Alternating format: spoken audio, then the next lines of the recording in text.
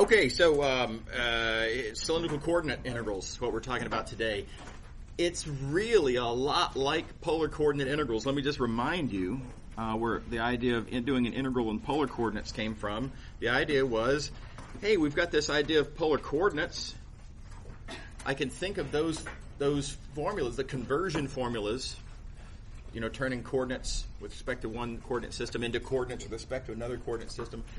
You can view that as a change of variables function, right? And having viewed that as a change of variables function, you can compute the corresponding stretching factor, get a nice formula to memorize, and you've got yourself a way of doing integrals. Now, the next big idea being that this pullback domain, okay, it's a new domain you have to draw, but then you make the realization that the slicing, as you do slices in the r theta plane, those slices can be seen over here in the xy plane. So you don't even really have to draw the pullback domain. You just don't need it. You can see all the slices necessary to figure out the bounds on the new integral in the xy plane. The stretching factor is always the same. As long as you follow the rules, make sure to don't ever pick a negative value of r. Well, why would you do that anyway, right? Win-win. And so you can see everything that you need to see in the xy plane. So rather than explicitly calling this doing a change of variables by way of interpreting the polar coordinate conversion formulas as a change of variables function, which is a mouthful, right? We just call it doing the integral in polar coordinates, and it's sort of understood that's what that means. Okay, so the same deal with cylindrical coordinates. We have formulas for how to convert from cylindrical coordinates into rectangular coordinates in R3. Now, do note, we're in 3 dimensions now, not 2 dimensions. Right? That stretching factor, we have a formula for how to compute stretching factors. It's a 3-dimensional determinant of a 3x3 Jacobian. You got to write those partials down, and you got to take that 3x3 determinant, and it's not terribly surprising. I'm going to let you all work out the details there. Everybody should do this once in their lives. Right? Go ahead and crank that out on your own, but not terribly surprising that you get the same stretching factor you got in polar coordinates. After all, this is pretty much polar coordinates in the xy plane, and then nothing really particularly interesting is happening in the z direction. Right? The z coordinates just stay. Right? So it's really very much like polar coordinates, so not at all unsurprising that the stretching factor is the same. Same constraint, of course. Right? You've got to keep your r as non-negative if you want to lose those absolute values. Okay. All right. What about the slicing business? Well, we're going to take the same strategy. Yes, for a given domain, it is true, whatever that domain might happen to be, that, really you are kind of supposed to draw I couldn't begin to draw with the pullback of that. You're going to have some different shaped pullback domain in the r theta z space, right? But just notice that as you slice over here, let's do slices perpendicular to the theta axis. So theta slices that you might draw in r theta z space, you can just push forward and see what those slices look like in the xyz world. Specifically, all of these represent a constant value of theta, and constant values of theta look like this in xyz world. Right? They're just they're half plane slices. Keep in mind r is positive. Right? Half plane slices hinged on the z-axis. So rather than draw the pullback domain, that's hard to figure out. I mean, you can do it, but it's a little bit challenging. So don't bother. Just reinterpret the idea of what slices are. Reinterpret what a theta slice is in the context of XYZ world, and just do your slicing that way. Right? Okay. So let's see an example. So again, doing all this together, we call it doing the integral in cylindrical coordinates. It's just semantically easier to say than the explicit alternative of talking about the change of variables. Okay. All right. So here's an example. Let's suppose that our domain is this half of a ball. This is what we call the upper semiball. Right, it's half of a ball. Reminder, ball is a solid, sphere is a surface. Right, so you've got to be careful about that. Okay, so that domain, now you can imagine doing this in rectangular coordinates. And we've done things like this in rectangular coordinates, and there was just square roots everywhere. It's really unappealing to the in terms of actually cranking out the integrals, because those square roots and the bounds always work their way into your integrands as you move further to the outside of the integrals. Okay, so let's do this in cylindrical coordinates. Now, the equation of the sphere, let's recall that that's x squared plus y squared plus z squared is equal to a squared. Don't forget, though, that x squared plus y squared is r squared. So this equation in rectangular coordinates becomes this equation in cylindrical coordinates. Right? So we're going to work with this equation. Let's start our slicing process. By the way, I'm going to say arbitrarily, but we'll come back to that in a moment. I'm going to use this ordering of the differentials. More discussion on that in a few minutes. So in particular, we're going to start with doing theta slices. What's the range of values of theta? Well, here's what a theta slice looks like. Specifically, that slice of our solid looks something like that. And I appeal to your sense of geometry, that if you take this ball centered at the origin, half ball, okay, centered at the origin, and if you make these kinds of slices, then as theta increases, it goes all the way around from 0 to 2 pi. And thus our theta bounds 0 to 2 pi. Yeah? Okay. Didn't have to draw the pullback. It's very convenient to see that in the rectangular picture. Okay. All right, so as usual, now we're going to fix a value of theta. So we're going to restrict all of our attention for the rest of this problem to that theta slice corresponding to this value of theta. On that theta slice, next question, what is the range of values of r? Okay, what do r slices look like? Okay, well, fixed value of r on this theta slice. And I claim very plausibly, I think, that these slices are kind of like that. Right, each one of these slices represents a single fixed value of r inside of that theta slice. Okay. What's the range of values of r? Well, the first slice is over there at the end where r is, I'm going to say, clearly 0. Yeah. And the last slice is that point there where these slices that's where the slices vanish. That point, well, it's on this sphere of radius a, and so therefore r is a. Well, more specific, it's on the sphere and it's on the equator. Let me say it that way. It's on the equator of the sphere of radius a. So r is a. Yeah, you're pretty good. Okay. Alrighty. Okay, as usual, we now focus our attention on a slice of a slice. In this case, this r slice of our already fixed theta slice. On that slice of a slice, I now want to know what's the range of values of the next variable, z. Okay, well, z starts there, where z is clearly 0. Z ends, however, here. What do I know about that point? It's the usual game. This bound is determined by that point. That point is on that surface. That surface has this equation. Solve for what you're interested in, right? We're looking for a bound on z. So we have to solve for z in this equation, like so. That's what that upper bound is. Everybody on board?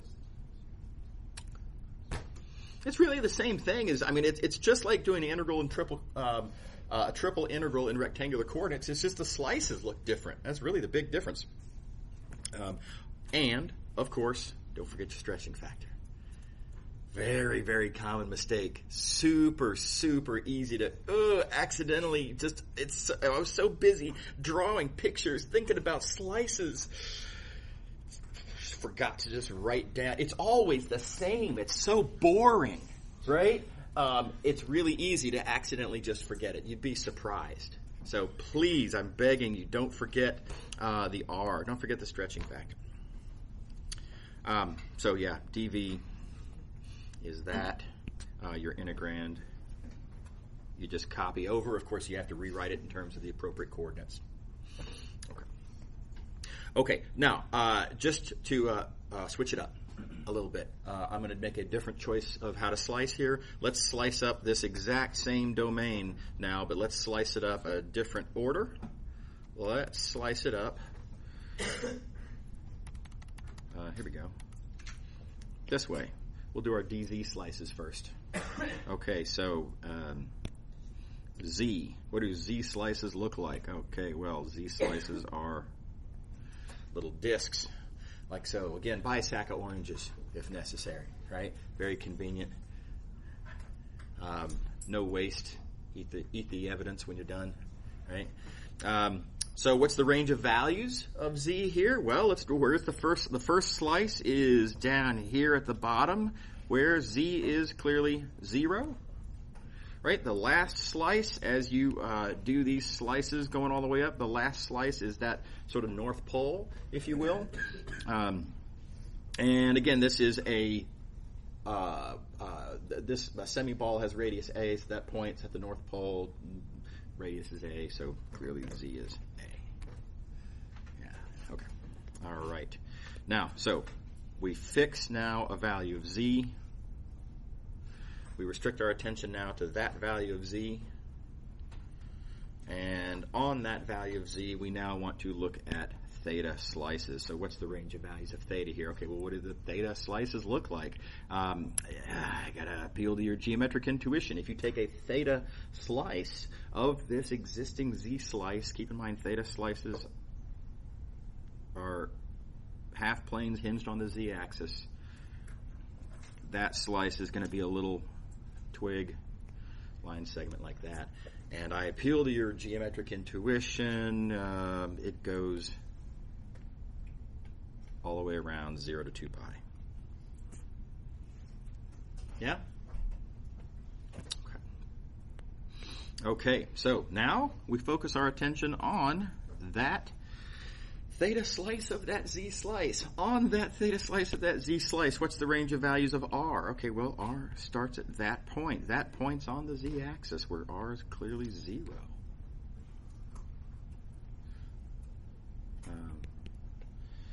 R ends at that point. That point is on this surface. That surface has this equation. Solve for what you're interested in. What are we interested in? We're interested in R. So we solve for R. And that's our upper bound. Is that cool? Everybody happy? Okay. By the way, alternatively, another way to think about this, once you do your Z slices and you say, well, I'm going to focus my attention on this Z slice, now that Z is set, right, there's nothing happening anymore in sort of the Z direction. It's all kind of R's and thetas. And if you want to just push that down into the XY plane, right, and think about the theta and R slicing on this slice in the XY plane, totally fine. Okay. All right. Now, again, there's 6 different ways to order 3 things. Choose wisely, right? Again, good news. It's almost always one of the following 2 options. So just don't even entertain the other 4 options. It's extremely rare there's any advantage, and in fact, it's fairly rare that it's not disadvantageous to use one of the other 4 methods. So just stick with these. It's, I think, a far better choice.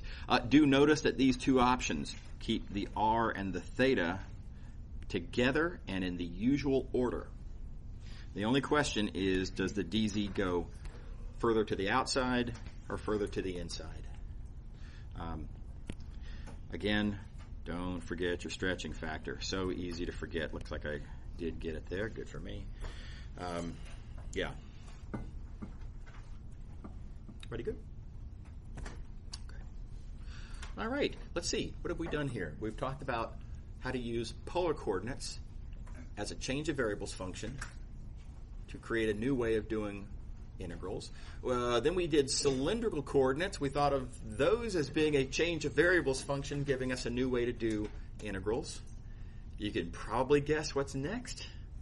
We're going to use spherical coordinates, the only other coordinate system that we've talked about, right? Thinking of it as a change of variables function to do change of variables and then give ourselves a new way to do integrals. Right? So here we go with the details. If I'm going to view spherical coordinates, rho phi theta to x, y, z, if I'm going to view that as a change of variables function, here's the stretching factor you'd have to crank out. Again, I'm going to leave that for you guys. This is a really good exercise. Again, everyone should do this once in their lives. This one is not very similar to polar coordinates. It's really pretty different. You will notice that as you go through this calculation, which again, everyone should do once in their lives. I've already done it. I've done it my one time. I don't want to do it again. You guys should do it, okay? One thing to look out for when you're doing this calculation, Pythagorean identities all over the place. There's at least 3 instances of the Pythagorean identities, sine squared plus cosine squared is 1, popping up. When you first write down the matrix, the matrix you have to take the determinant of in here, it's kind of monstrous looking. It's going to look intimidating, and there's no way that this is going to simplify well.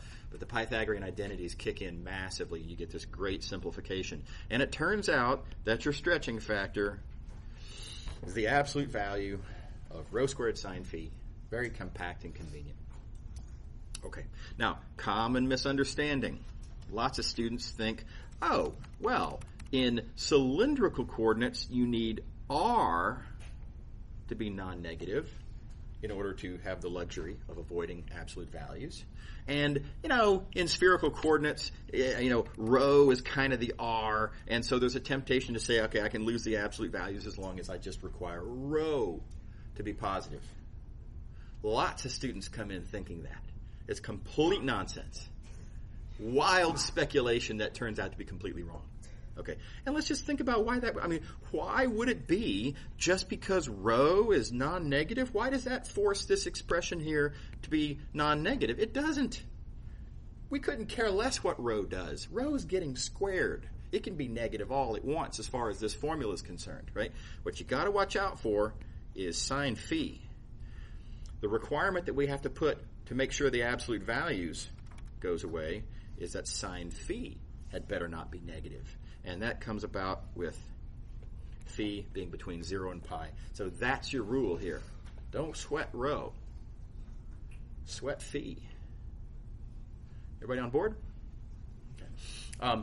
Now, again, it's one of these kind of weird requirements. The word requirement seems sort of out of place there. This is what we want to do anyway. When you're doing spherical coordinates, how weird is it when phi isn't between 0 and pi?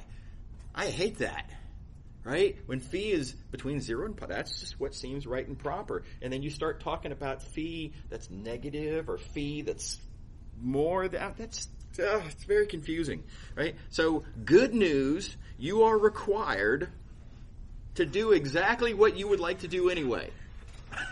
Right? Anyway, good news. So as long as you follow the rule that you want to follow anyway, your stretching factor, you can lose the absolute values. Just make sure to memorize this formula, rho squared sine phi. And don't forget to put it in there. So easy to inadvertently leave it out. Okay, slices.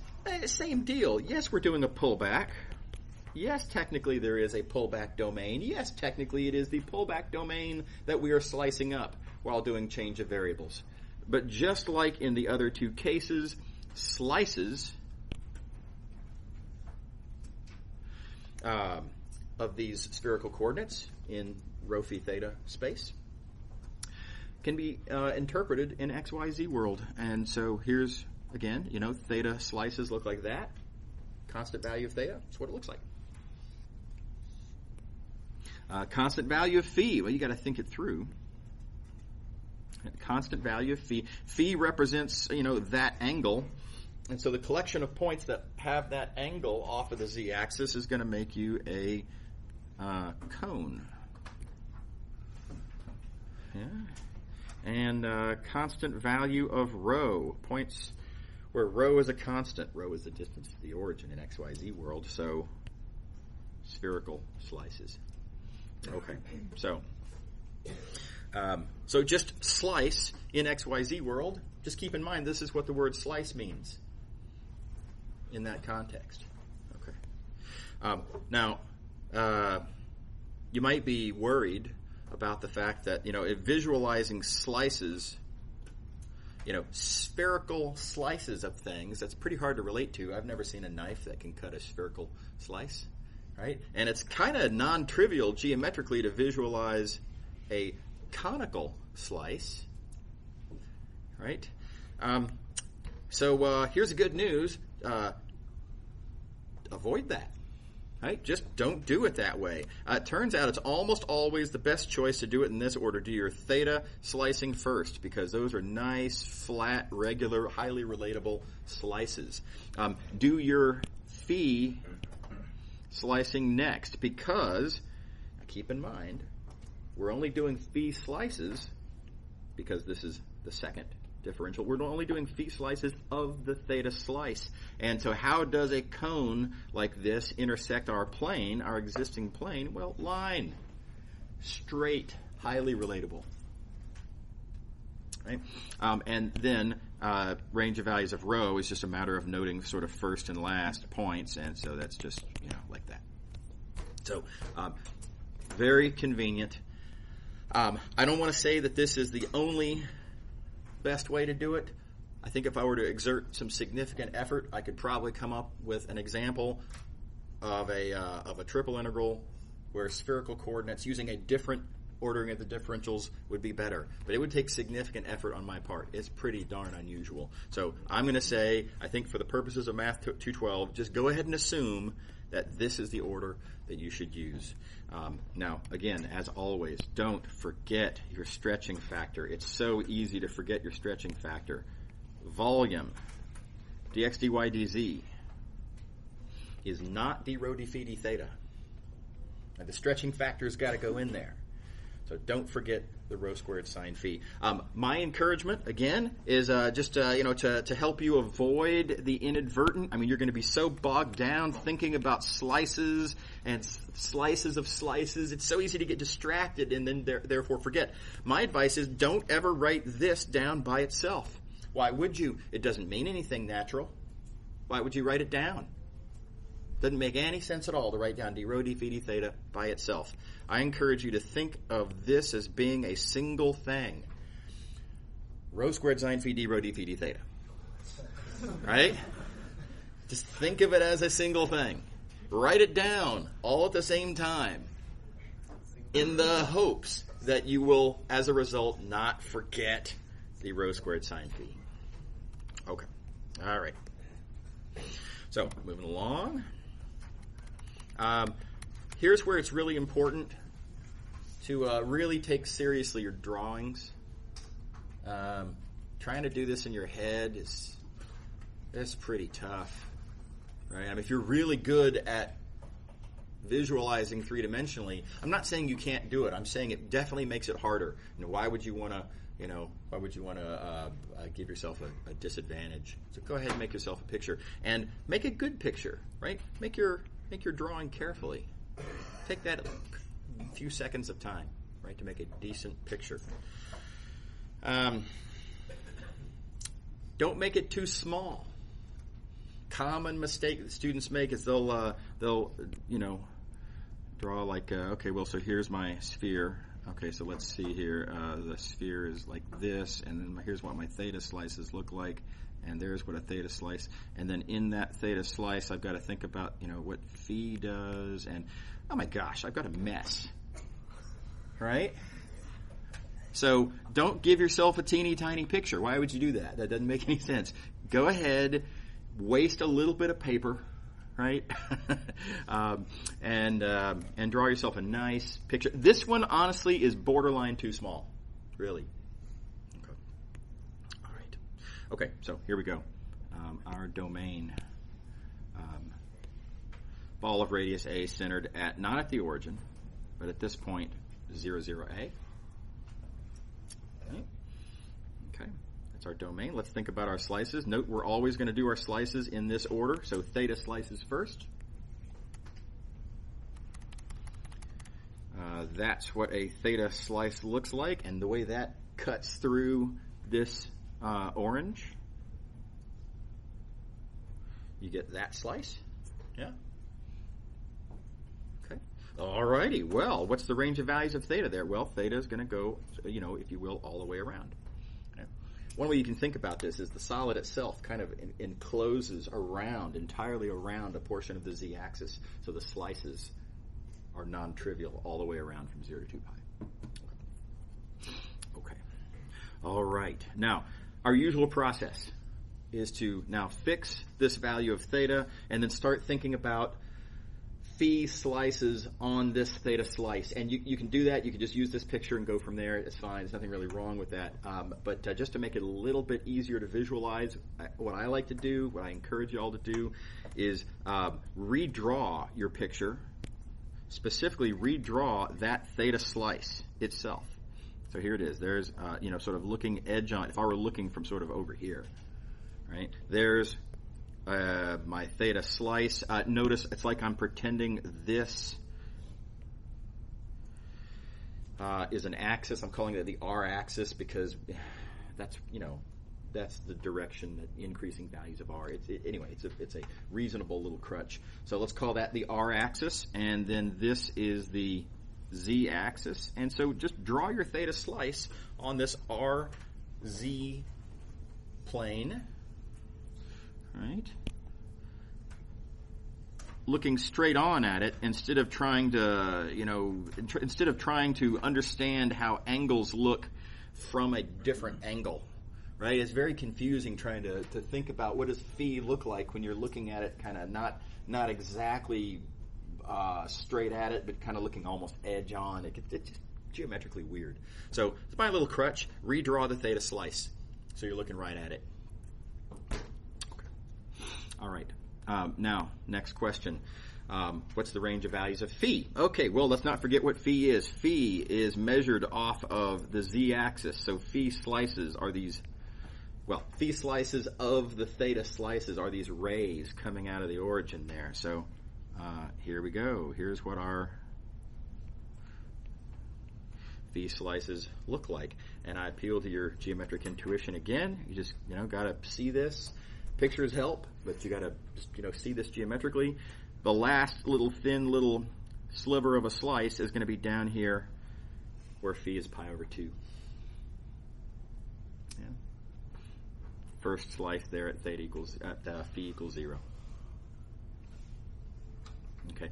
A little bit easier to see it on this picture. All that same information is technically there in this picture. But this last slice, it kind of looks, because of the perspective, it looks like it's going kind of down or something. I don't know. Anyway, suit yourself. It's not important, but I like doing it like this. Okay, now we fixed a value of theta. Now we're fixing a value of phi. And on this phi slice of our theta slice, now I want to know the range of values of rho. Well, there's the first point. That point clearly has rho equals 0, no problem. The last point is that point. Okay, what do I know about that point? That point is on this curve. Okay, where'd that curve come from? That curve, don't forget, it came from over there. It's on the sphere. Right, so this point that we're interested in that defines the upper value of the rho integral is from that sphere. So you got to write down the equation of that sphere and solve for rho. All right, now that's a non-trivial little bit of work. I mean, rectangularly, It's no problem. Rectangularly, it's, let's see here, x squared plus y squared plus, let's see here, this is radius a centered at a on the z-axis, so z minus a squared equals a squared. And then you got to go through that usual process, play the game, convert that rectangular equation into a spherical equation. And it's algebraically non-trivial, so you got to just do it, crank it out. Right? And I've already done that here. It's 2a cosine phi. And so that's our upper bound. Rho ends at 2a cosine phi. Yep. In general, how do we know when to use spherical and when to use? It's a tool and toolbox situation. So whatever seems like it's going to be most useful to you. I mean, you have to kind of develop a certain amount of sort of experience of, I can see how this is going to work out. I'm not going to like this. A good approximate instinct is spheres tend to go well in spherical coordinates. I mean, it's, not exactly always perfectly. I mean, you can see this sphere here does, being off-centered, introduce some trig. So that's suboptimal. But it's still going to be much better than the alternative. The rectangular alternative here, you'd have square roots just everywhere, right? And I'll take a little trig over square roots any day. By the way, that's a common choice that you have to make. Pick the lesser of two evils. Would you rather deal with square roots or trig? And here's my observation on that. There's lots and lots of trig identities. Right? So if you're dealing with trig, you have lots of tools that you can use to help you work it out. If you're dealing with square roots, well, you just got square roots. See what I'm saying? So, given that choice, I encourage you to lean fairly heavily in the give me the trig direction and avoid the square root system. No, I'm not saying always, but yeah. Okay, so is everybody happy? Any questions about this result down here? Pretty good. Okay. All right, let's see another one. Okay, another sphere off-centered. So this one is centered, you'll notice, at 1 on the y-axis.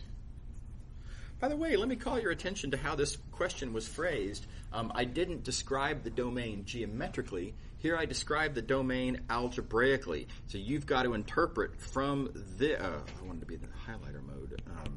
You've got to determine from the... These buttons don't always press. There we go. Nope. Yes. Okay. From this, you've got to recognize that what this is saying is that the distance squared from the point 0, 1, 0 is less than 1, and interpret from that it's this ball centered at 0, 1, 0. All right? So heads up, be prepared for that. Make sure you can interpret from this algebraic notation what the domain actually is. Okay. Okay, so let's play the usual game. Again, buy a sack of oranges and a decent knife. Please don't cut yourself. That's what it looks like to take a slice. Right now, this is hard to draw, but that slice is going to be a disc. Right? And look, a great way to get intuition for this is gift yourself an orange, hold the orange slightly off center, and take a cut. Right? And it's just, you'll just notice that once you take that cut, hey, look at that, there's a disc. Right? And it's utterly plausible if you think about it, in that sort of relatable context. So, okay. So now, next question. For what values of theta do we actually get actual slices as opposed to, a complete swing and a miss? And again, it's a great time to get a physical model, and you think about, as that angle sort of moves over, you're closer and closer to just kind of sideswiping and completely missing the sphere. But even if that knife is kind of bent even a little bit kind of inward from there, you're going to get maybe just a little zest, right? But right? But that first value of theta is 0, right? And then these slices go along like that until finally the last slice is at pi. Yeah. Okay. So 0 to pi.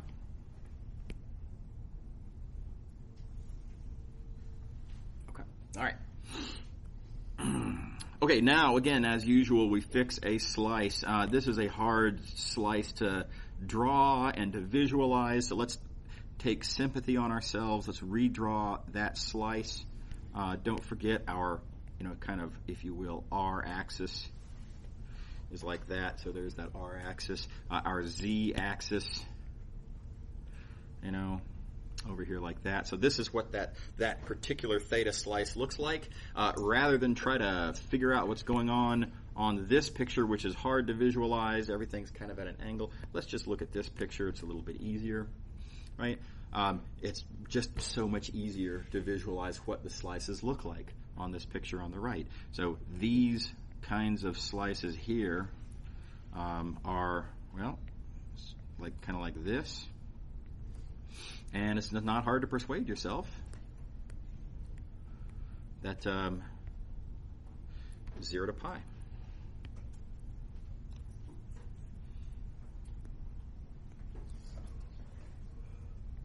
How we doing? Everybody happy with that? Okay, so these phi slices,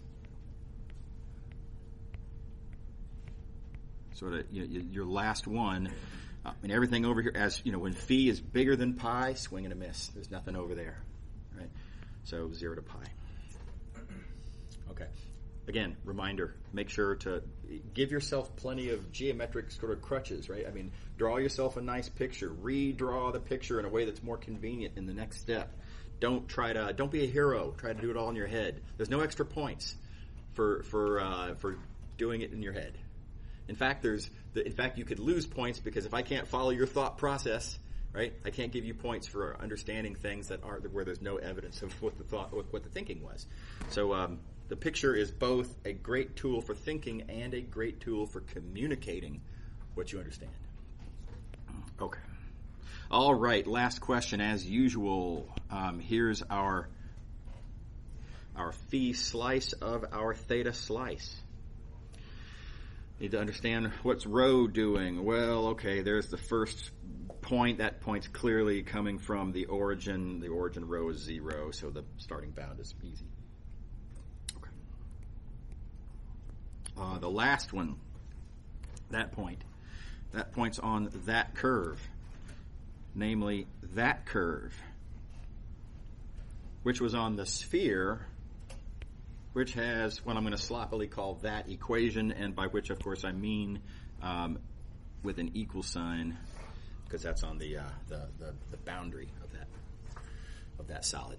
Yeah, everybody good? So we have the rectangular equation, and then you got to take this equation and you got to convert into spherical coordinates and solve for rho. Again, that's just a certain amount of algebra, right? This, yada yada yada. And you get this. Okay, make sure you can do that. Right, there's non-trivial algebra, there's trig identities, etc.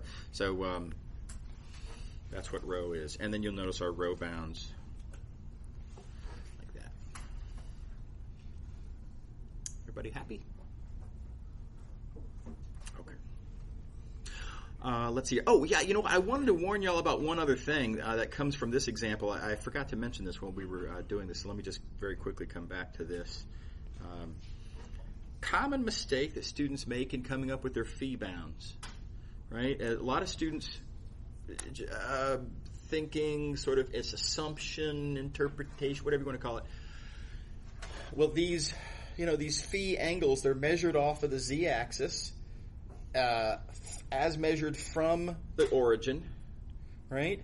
And the origin tends to be the center of things, and so sloppily, I presume students think as measured from the center. A lot of students make the mistake then of just using the center of whatever domain they happen to be looking at as where they measure what they're interpreting as their angle phi. And of course, that really, really doesn't work, right? I mean, if you measure, from there, then you're going to get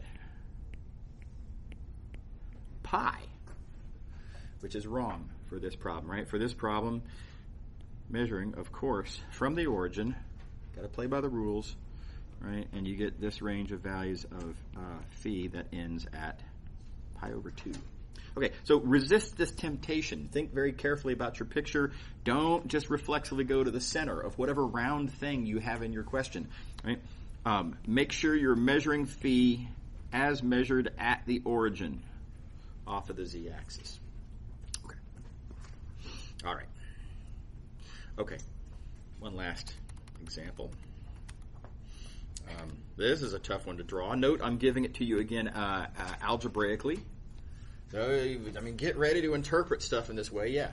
So if you do that, like the Theta Slices from the origin, and you do it in that order, Yeah. doesn't that mean rho always starts at 0? Well, for this domain, but always is a big word. I mean, you're telling me every domain? No, not. I mean, there's all sorts of.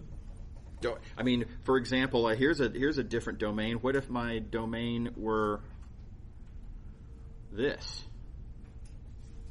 Right? Then the cross sections are that, and measured off of the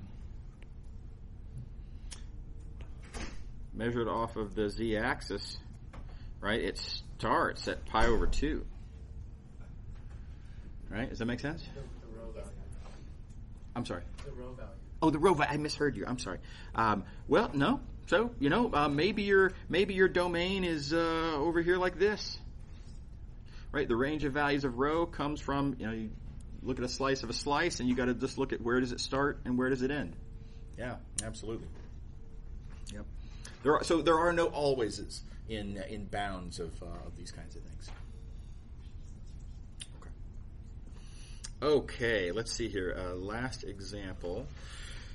Okay, let's think through what this algebra says. This says we're looking for the collection of points that are outside of the unit ball. Right, so outside of the unit ball, and inside of this other ball centered at 1 on the z-axis, radius 1. So sort of inside here. And you just got to think it through, right? What solid is it? That's what are the set of points that are outside as indicated in green, but inside as indicated in yellow? And it's a weird little shape that you get here, but it's this kind of thing. And again, this is an imperfect picture. It doesn't actually have corners. That looks like a corner. It's not really a corner, right? There's really a lip that kind of goes all the way around there, right? This is the intersection of two spheres, two things that are rotationally symmetric around the z-axis, so their intersections rotationally symmetric around the z-axis. So there's a lip going all the way around. It's just that if I were to draw that, it would just kind of look like I'm making, it's hard to indicate the indentation in there without making it look like there's no lip. Anyway, so you're not going to get a good picture on this. So, but anyway, think carefully about what your thing actually looks like. Again, your picture is just a tool to help you understand, and sometimes it's not a perfect tool. Okay. All right. Now, let's think about our theta slices. It's going to be hard to draw the theta slices. That's what the cut looks like. That's the kind of slice that we're taking of this solid. What do you actually get in that slice? Oh man, that's a little tough to. We're having enough trouble as it is visualizing the solid, much less visualizing what it looks like when I slice up that solid. So that's rough. So here's a trick I think is really useful, and that is to make the following observation. Don't think about the solid itself at first. Think about these individual spheres. Right? If I were to slice up those individual spheres, well, that's easy. How do you slice? What happens when you slice a sphere? Well, you get circles. Right? So, for example, here the green sphere. When you slice that up, you get a circle that looks like that. In this purple cross section, let's see here. Oh, come on, better than that. Right, plane cutting through sphere gives you a circle. Nothing to it. The blue sphere gives you this blue circle. And now it kind of leaps off the page at you. Okay, well, the solid that's in between inside the blue sphere, outside the green sphere, its cross section is going to be that which is inside the blue circle and outside the green circle. So this allows us to kind of bypass the geometric challenge of drawing the solid before we draw the cross section. So anyway, I encourage you to look for opportunities like this to interpret the question cleverly to avoid the hardest work.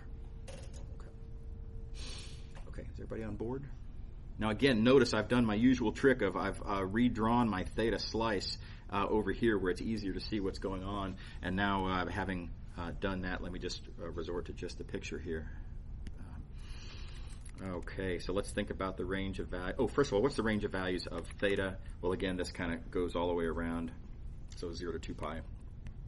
Right, everybody happy with that? It's pretty clear, I think. Okay, on the theta slice then.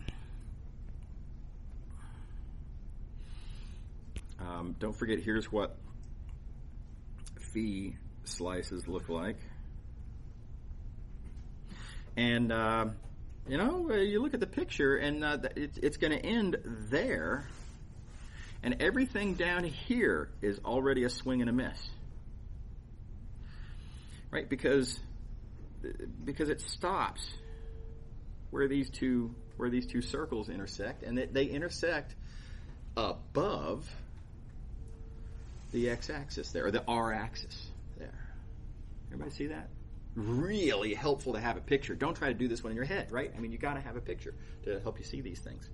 Okay, so, all right, so we've got to figure out where this point is. Now, again, you can write down algebra and solve algebra. I think it's convenient to bypass that when there's clever geometric opportunities. Here we go. That distance is 1 because it's on that, let's see, was it 1 or is it? Yeah, that distance is 1 because that's a radius of a unit circle. This distance is 1 because it is a radius of the same unit circle. And this distance is 1 because it is a radius of this other unit circle. And so we have a equilateral triangle, and that makes for a freebie, right? That value of phi, that value of phi is pi over 3. Yep. What's the first value of phi? Oh, yeah. The first value of phi is 0. Because so the solid the solid contains the z-axis, right? It includes the z-axis, and so this slice is right up against the z-axis, and so right there where phi is equal to 0 is where your slices start. Yeah. Okay. So last value of phi, pi over 3. Again, one of these little geometry arguments. Look for clever opportunities like this. Very convenient. Allows you to avoid some otherwise kind of annoying algebra. Okay, range of values of rho, looking on this phi slice of this theta slice. Well, there's the first point. That point is on that curve, which is on the original unit sphere, which has, therefore, rho equals 1. Okay. The last point there, which is on this curve, which came from this sphere. So you're going to have to write down that sphere. Keep in mind, here's the rectangular equation for it. They're going to have to convert that into spherical equation. So, it's the usual, plug in, simplify, kind of a bunch of algebraic work, and it gives you 2 cosine phi. And so our upper bound there, 2 cosine phi. Okay, is everybody good? All right, so that's a great stopping point. We just finished spherical coordinates. Y'all have a great weekend. See you later.